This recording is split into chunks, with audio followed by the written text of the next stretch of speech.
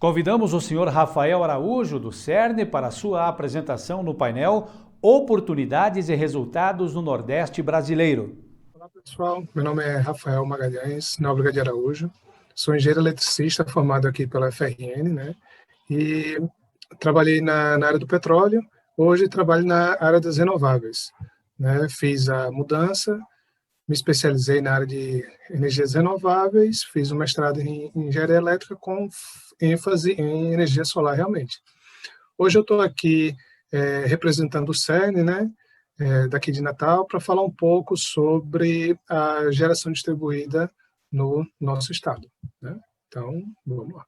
Bem, a nossa palestra hoje é sobre oportunidades e resultados no Nordeste brasileiro, falar um pouco do Rio Grande do Norte, tá bem? Falando um pouquinho do setor, né, de geração distribuída no nosso estado, existem alguns fatos notáveis que eu gostaria de compartilhar que eles refletem como o setor tem andado, né, como ele tem evoluído, não necessariamente em questão de vendas, em questão de clientes atendidos, mas na própria infraestrutura de suporte do setor, né? Temos aí o aumento da presença online dos integradores, que foi um esforço do Sebrae, né, ao longo aí, desde 2017, eles têm uma iniciativa focada no setor de energia solar fotovoltaica, e especialmente aí em 2020 eles estiveram muito ativos, né? E através desses meetups que eles fizeram online, passaram diversas dicas e adaptaram as formas como alguns integradores trabalhavam, né, de maneira que eles conseguissem se sobressair de forma online, já que o nosso novo normal está aí para ficar, né? A presença online se fazendo importante cada vez mais. Também aconteceu o Fórum Potiguar de Energias Renováveis, né, aqui em Natal, no mês de setembro, e ele teve uma forte presença aí do setor de energia solar fotovoltaica, mas não necessariamente só de energia solar. A gente teve uma presença de em torno de 350 empresas, né, nesse fórum, e foi um evento bem bacana. E algo que é de extrema importância, principalmente para o nosso estado, foi o estabelecimento da Associação Potiguar de Energias Renováveis. Assim como existe a BSolar e a BGD, que trabalham em prol da energia solar fotovoltaica no âmbito nacional, é, os, os, os trabalhadores, né, o pessoal do setor local, achou muito importante que fosse estabelecida essa associação de maneira a tratar de interesses locais, né, dar um foco mais local ao que as dificuldades que a gente estava enfrentando, né, ao longo dos anos que se passaram, que vem acontecendo e esse ano também com os diversos desafios, desculpa, né, que ele trouxe. A ideia dessa associação foi bem o fortalecimento da cadeia produtiva, né, das energias renováveis no estado. Ele foi fundado aí com 32 empresas associadas, né, todas do ramo de energia solar, mas não necessariamente ele é focado em energia solar. Como o nome diz, é de energias renováveis, né? Então, o intuito é fortalecer toda a cadeia produtiva, não somente de energia solar fotovoltaica. Aí vamos falar um pouco dos indicadores do Estado. Temos aí a distribuição das unidades geradoras entre os anos de 2019 e 2020, para a gente ter uma noção do crescimento do setor ao longo do ano, né? A gente vê um crescimento expressivo do residencial, mas esse crescimento ele foi verificado em todos os ramos do setor, né? Temos aí a divisão proporcional das unidades, né, das unidades geradoras, e vemos aí que a maioria dos sistemas instalados hoje são realmente residenciais, com o segundo lugar dando para o comercial, né? E aí na rabeira do resto está a industrial, o poder público e o rural.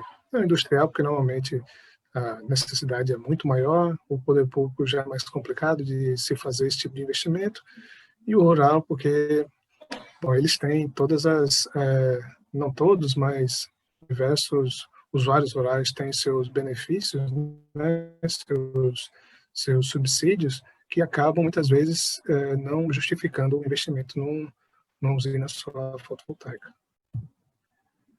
Falando um pouquinho da potência instalada acumulada, né, a gente tem aí também, consegue ver através do gráfico, um aumento da potência instalada no estado, né, entre 2019 e 2020, e a gente consegue ver, fazer uma análise percentual aí do crescimento, né, temos que o comercial cresceu 42,5%, residencial quase 60%, o industrial aí teve um crescimento bastante expressivo, quase 164% de crescimento entre 2019 e 2020.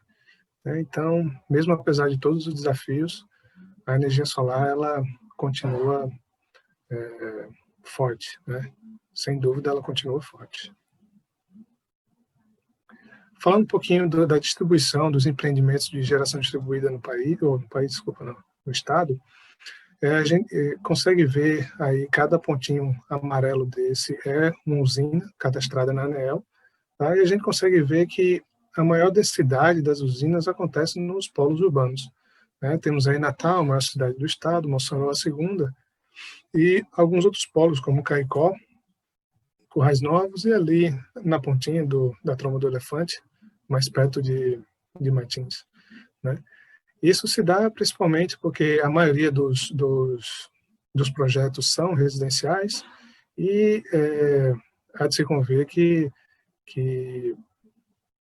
a concentração de capital acontece nas regiões metropolitanas, né? Então é natural que a gente veja a maior concentração de sistemas instalados perto das áreas urbanas, né? Esses dois gráficos eu coloquei para fazer uma comparação. Esse da esquerda, esse gráfico da esquerda, ele representa usinas fotovoltaicas instaladas no estado. Não é exatamente como o anterior. Eu não consegui confirmar se esses dados são mais antigos do que esse de específico para geração distribuída, mas ambos foram retirados da ANEEL, né? E é interessante, esse gráfico é muito interessante, quando comparado com esse gráfico da direita, que mostra as linhas de transmissão do estado. Então, a gente consegue ver que a concentração das usinas, ela segue um padrão de... vai seguindo a própria presença das linhas de transmissão. E isso é bastante esperado, né? Onde se tem linha de transmissão, espera-se que tenha mais infraestrutura, tem acesso à rede e fica mais viável de se instalar usinas solares fotovoltaicas perto de locais já com infraestrutura estabelecida, né?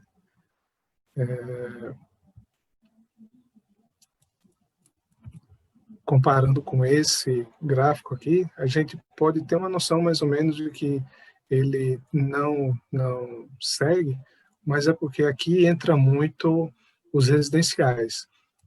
Esse gráfico aqui talvez entre mais as grandes usinas, né? E quando as usinas são maiores, elas necessitam de uma infraestrutura bastante consolidada. Isso afeta a GD no que se diz respeito às maiores potências permitidas para a GD, né? Se a gente for falar de usinas de até 5 megawatts, elas precisam de uma infraestrutura bastante considerável.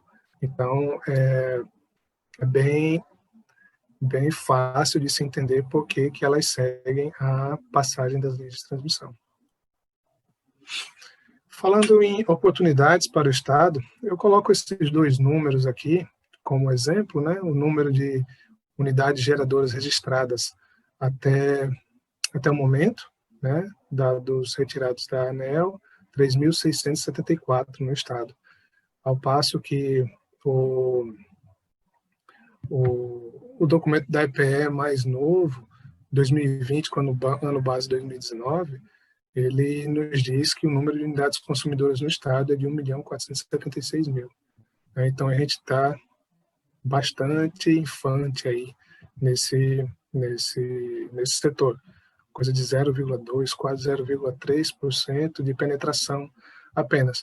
Obviamente que almejar 100% de penetração é irreal, né? Dado que muitas coisas influenciam na decisão do cliente fazer um investimento, né, em uma usina solar fotovoltaica, mas serve para ter uma noção do tamanho da possibilidade que a gente tem aqui no estado. Tá? Com isso eu me despeço, agradeço o tempo e nos vemos. Agradecemos o senhor Rafael Araújo do Cerne por sua apresentação.